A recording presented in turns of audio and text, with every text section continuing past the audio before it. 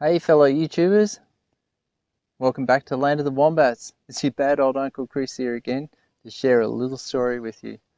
This week we're talking about breathing exercises, and I think they're really important. You might think they're a bit woo-woo, and that's fine.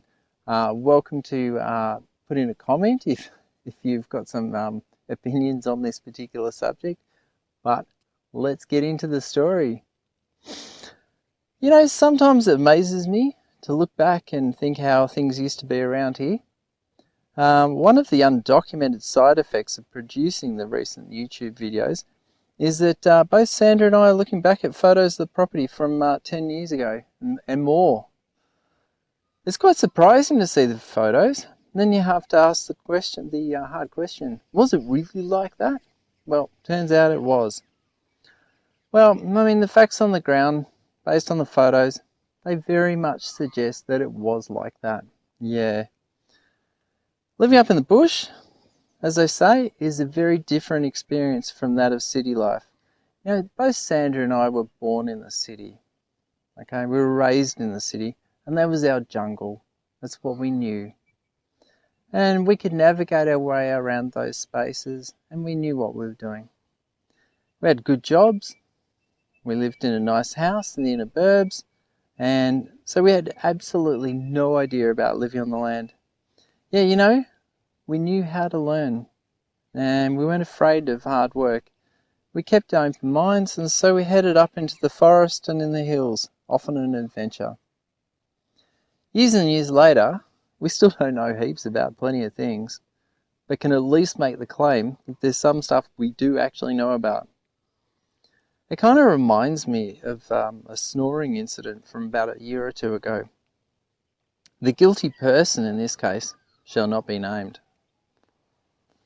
Turns out, despite years of doing martial arts training and long distance running as a young bloke, I didn't really have the slightest clue about the gentle art of breathing. Sandra perhaps knew even less than I did, which is candidly about the same level that I did.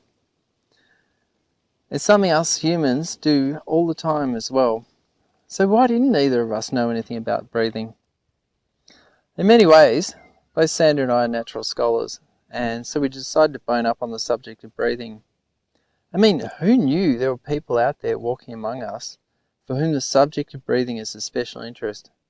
Now I've nothing but high regard for these folks, and as it's their special interest, they'll do all the hard yards and run the months and years of personal experimentation, and they'll be saving us less than mortals a lot of hard graft and guesswork.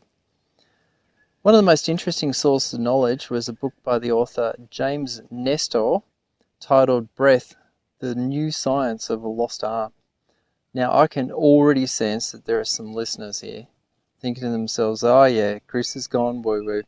You know, sure, yeah, everyone's entitled to an opinion. Look, I'm a deeply practical guy and focus on results. And it goes along this line. Does this here thing you're talking about work? I mean, after all, there's only so many hours in life, and I'm not wasting any of them. But admittedly, look, it all does sound a little bit woo-woo, so please hang in with me there.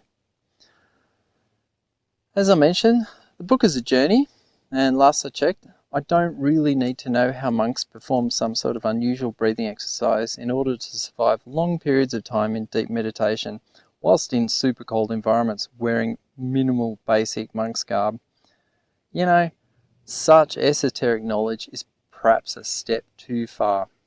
What I did take away from the deep dive of that time is it's probably a very good thing for a person to focus on breathing, and primarily through their nose. The benefits are quite interesting and they're rewarding.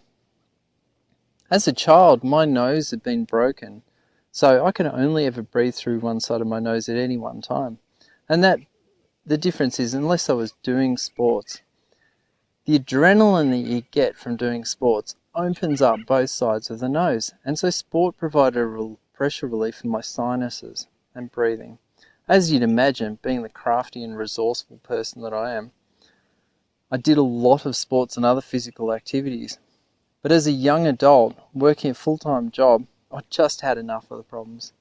And I used what little spare mad cash I did at the time to go to a surgeon and get my nose fixed, which he did. Look, I was blithely unaware of the serious consequences if the job was stuffed up by the surgeon, which fortunately is a relatively rare occurrence.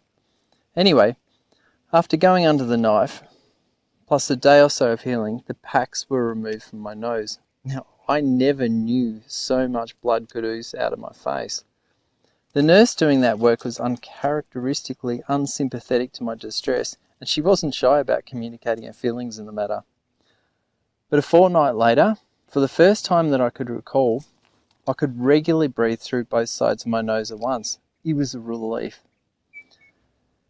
Back to more recent events though, it was Sandra who took the initiative on this journey, and she forced herself to breathe through her nose as much as possible all day, and most importantly also at night. Look, at the time I was sceptical, but I kept an open mind until the results were in. And it was hard to forget that the experiment produced a couple of really nasty looking blood clots. Horrid looking things, and admittedly I was a bit worried that the crime scene investigation team in some future point might get the wrong idea. So Chris, we've shone the black light on this pillow and found some unusual stains. Do you mind coming down to the station to assist us with our inquiries, sir? Look, it's not the sort of words you'd ever want to hear. Fortunately, I haven't. Turns out Sandra had also been only able to breathe through one side of her nose, but since this very interesting experiment, she can now use both sides. Now you may say, so what? And fair enough. But let me tell you this interesting little side effect though. Breathing primarily through your nose at all times has meant that we both sleep right through the night now. And the snoring is gone. There's been some other changes as well. It's been a really, truly fascinating journey, this experiment. And I'm now left wondering, what else of practical knowledge don't I know anything about? Candidly, there's probably more stuff that I have time for on this planet than I know. A dude's just got to face one issue at a time and go from there. Now, if you, dear viewer, have any interesting areas of esoteric knowledge that you thought's worth sharing, drop us a line. I'd be really interested to hear. And thanks very much for watching. See you next week.